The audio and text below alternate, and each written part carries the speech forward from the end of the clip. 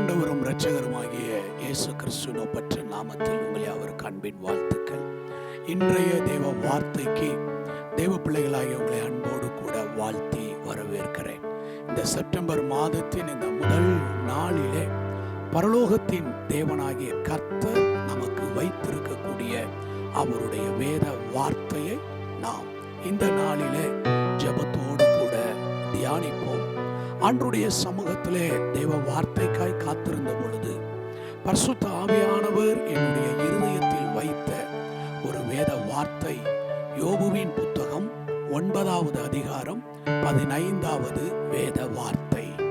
நான் நீதிமானாய் இருந்தாலும் அவரோட வழக்காடாமல் என் நியாயாதிபதியினிடத்திலே இரக்கத்துக்கு கெஞ்சுவேன்.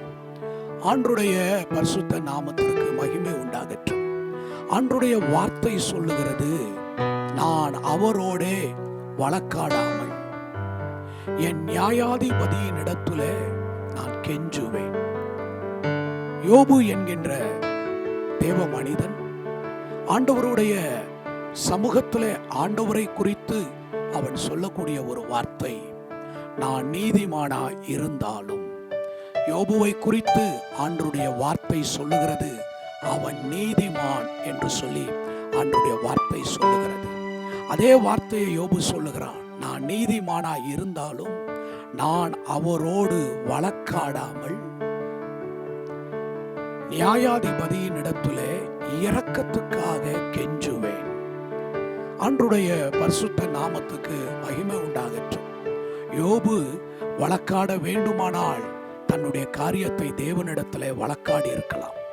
யோபு தன்னுடைய வாழ்க்கையில அத்தனை போராட்டங்களை சந்தித்தான், இழப்புகளை சந்தித்தான், துயரங்களை சந்தித்தான், துக்கங்களை சந்தித்தான், வியாகுலங்களை சந்தித்தான், அவமானங்களையும் நிந்தைகளையும் அவன் சந்தித்தான். அவன் சந்தித்த ஒவ்வொரு இழப்பும் முகாந்தரம் இல்லாமல் அவனுடைய வாழ்க்கையில சத்துரு அவனை சோதித்தான். அவனுடைய உத்தமத்தை சோதித்தான், அவனுடைய உண்மையை சோதித்தான். அவன் தேவனுடைய முகத்துக்கு நேராக தேவனை தூசிப்பான் என்று சொல்லி ஒரு முகாந்தரமும் இல்லாமல் சோதிக்கப்பட்டான். சத்துருவினுடைய சோதனையினால் அவன் இழப்புகளை சந்தித்தான், துயரத்திற்கு மேல் துயரத்தை சந்தித்தான், அவமானத்திற்கு மேல் அவமானத்தை சந்தித்தான். ஒருவராலும் ஈடு செய்ய முடியாத அளவுக்கு அவன் இழப்புகளை அவனுடைய வாழ்க்கையிலே சந்திக்க வேண்டியது இருந்தது.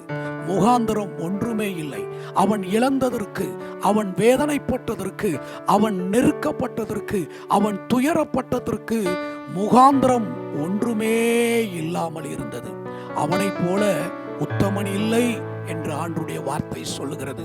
ஆண்டவர் சொல்லுகிறார், அவனை என் போல உண்மை உள்ளவன் ஒருவனும் இல்லை, அவனை போல நீதிமான் ஒருவனும் இல்லை என்று சொல்லி முகாந்திரமே இல்லாமல் துக்கத்தையும் இழப்புகளையும் வேதனையும் யோபு தன்னுடைய வாழ்க்கையில சந்தித்த பொழுது அவன் சொல்லுகிறான், நான் தேவனிடத்திலே வழக்காடாமல், என் நீதியின் நிமித்தம் வழக்காடாமல், என் உண்மையின் நிமித்தம் நான் வழக்காடாமல், தேவனுக்கு முன்பாக நான் வாழ்ந்த பரிசுத்த வாழ்க்கையின் நிமித்தம் நான் வழக்காட போவதில்லை.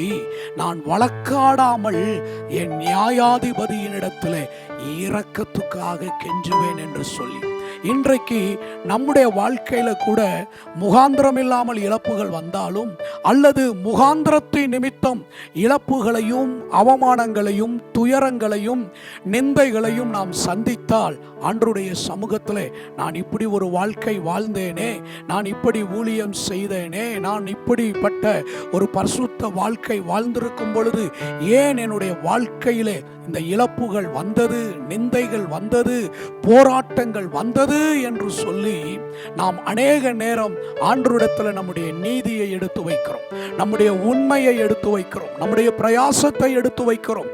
நாம் ஆண்டவருக்காக செய்த நற்கிரியைகளை ஆண்டவருக்கு முன்பாக வைத்து, ஆண்டவரே ஏன் என்னுடைய வாழ்க்கையில் இப்படிப்பட்ட இழப்புகள் வந்தது என்று கேட்கிறோம்.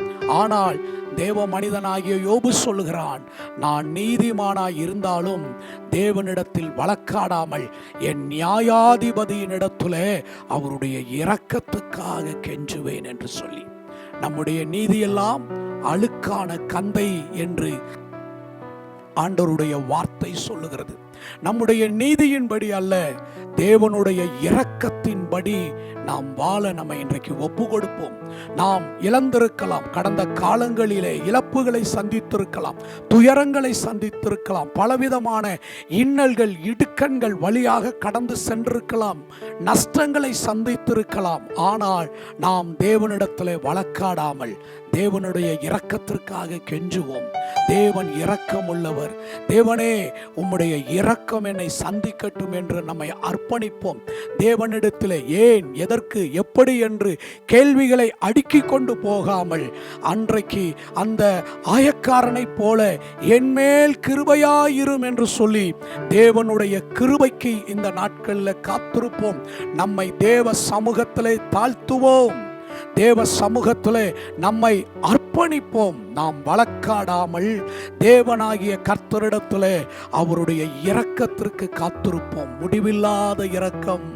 தகப்பன் தன் பிள்ளைகளுக்கு இறங்குகிறது போல கர்த்தர் தமக்கு பயப்படுகிறவர்களுக்கு இறங்குகிறார் என்று ஆண்டவருடைய வார்த்தை சொல்லுகிறது.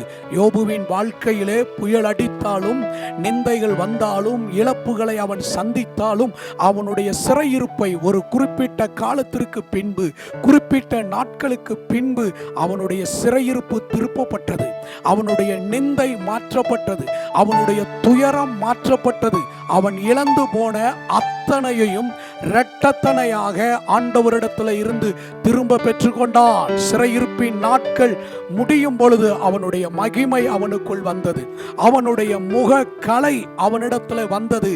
ஆண்டவருடைய வார்த்தை சொல்லுகிறது, யோபுவை முன்னிலைமையை பார்க்கிலும் பின் நிலைமையை ஆண்டவர் இரட்டத்தனையாய் ஆசீர்வதித்தார். இரக்கத்திற்காக தேவனிடத்தில் கெஞ்சி நின்ற தேவ மனிதனாகிய யோபுவை ஆண்டவர் அந்த சிறையிருப்பின் நாட்களுக்கு பின்பு அவனை வெறுமையாய் விடவில்லை.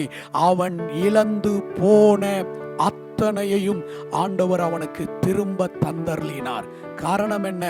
தேவனிடத்தில் வழக்காடாமல், தேவனிடத்தில் கேள்விகளுக்கு மேல் கேள்விகள் கேட்காமல், தேவனை முறுமுறுக்காமல், தேவனை உதட்டளவில் கூட பாவம் செய்து விடாதபடி கர்த்தர் கொடுத்தார், கர்த்தர் எடுத்தார், கர்த்தருடைய நாமத்திற்கு ஸ்தோத்திரம் என்று தேவ சமூகத்தில் தன்னை அர்ப்பணித்த யோபுவினுடைய வாழ்க்கையில அவன் இரக்கத்திற்காய் தேவனிடத்தில் கெஞ்சின பொழுது ஆண்டவர் அவனுக்கு இரக்கம் செய்தார்.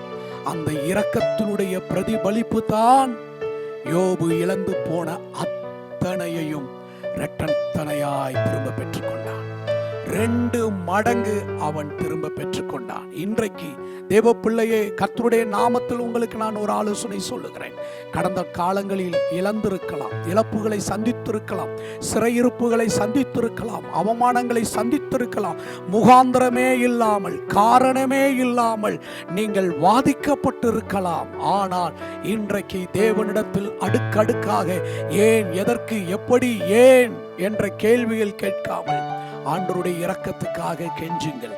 ஆண்டவரே, என்மேல் இரக்கமாய் இரும் என்று ஆண்டவருடைய சமூகத்தில் அர்ப்பணியுங்கள். இரக்கத்தினுடைய பிரதிபலிப்பு இரட்டத்தனையான பலனை தேவன் உங்களுக்கு தந்து அவர் உங்களை ஆசீர்வதிப்பார். இந்த செப்டம்பர் மாதம் அப்படியே ஆண்டவர் உங்களை ஆசீர்வதித்து உயர்த்துவார், கனப்படுத்துவார். நாம் ஜெபிப்போமா? அன்பின் நல்ல ஆண்டவரே, இந்த நல்ல வேலைக்காய் ஸ்தோத்திரம்.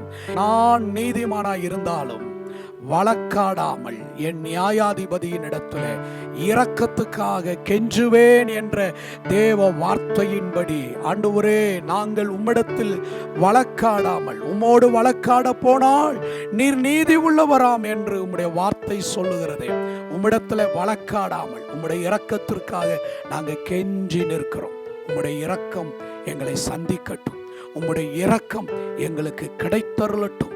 நெகேமியாவுக்கு ராஜாவின் கண்களிலே இரக்கத்தை கிடைக்க பண்ணின ஆண்டவர் எங்களுடைய வாழ்க்கையில இந்த நாட்களிலே நாங்கள் சந்திக்கிற ஒவ்வொரு இடத்துலையும் உம்முடைய இரக்கங்கள் எங்களுக்கு நேரிடுவதாக தாழ்த்தி உங்க பிரசனத்தில் ஒப்பு கொடுக்கிறோம். இந்த வார்த்தையை கேட்ட உம்முடைய பிள்ளைகளை ஆசீர்வதித்து ஜெபிக்கிறோம். இயேசுவின் நாமத்தில் பிதாவே, ஆமென். God bless you. கர்த்தர் உங்களை ஆசீர்வதிப்பார்.